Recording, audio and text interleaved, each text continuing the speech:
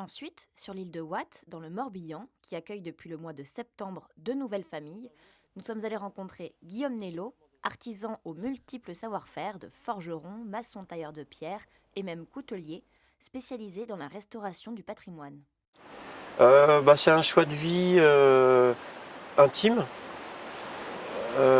d'avoir un lieu, déjà un biotope qui est extraordinaire.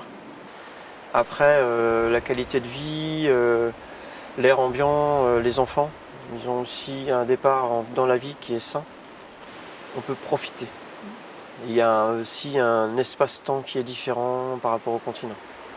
Moi, je peux exercer mon métier, donc mes quelques casquettes professionnelles en auto-entreprise. Comme m'a dit Madame le maire, le travail ne manque pas à Watt. Parmi les entrepreneurs rencontrés pour cette émission, Guillaume Nello à Watt est le dernier à s'être installé en septembre dernier. Madame Vielvoix, maire de Watt, avait lancé un appel d'accueil de famille sur l'île de Watt. Donc on avait déposé un dossier d'insularité avec plusieurs projets entre ma compagne et moi.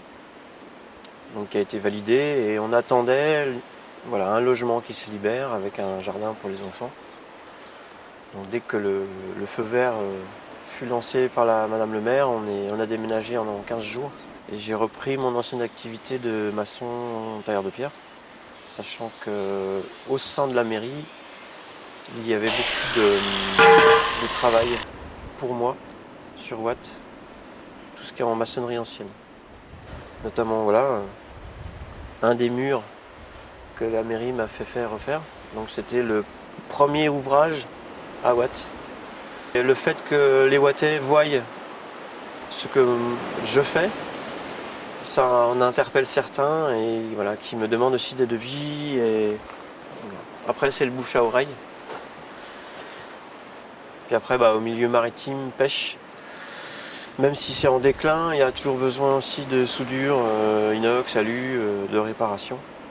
Donc j'ai aussi cette casquette-là que je vais développer dans un petit atelier au port. La commune a donc aidé cette famille à trouver un logement, à trouver du travail et bientôt un local professionnel. Je pense que le rôle des maires dans les îles, c'est essentiellement le rôle de médiateur. Au-delà de l'administration de la commune, que peut être le rôle de mes collègues du continent, nous sommes finalement, en charge d'âme, enfin en charge de la population de façon beaucoup plus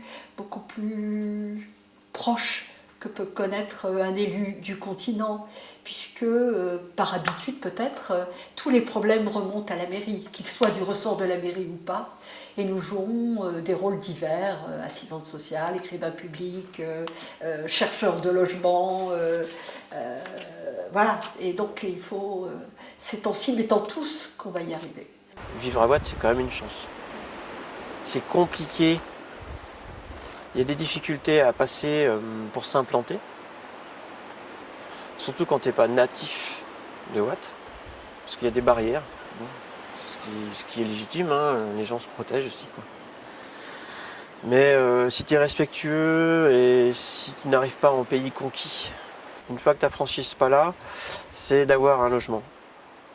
C'est le truc, the must, c'est ça. C'est le premier truc, c'est d'avoir un logement.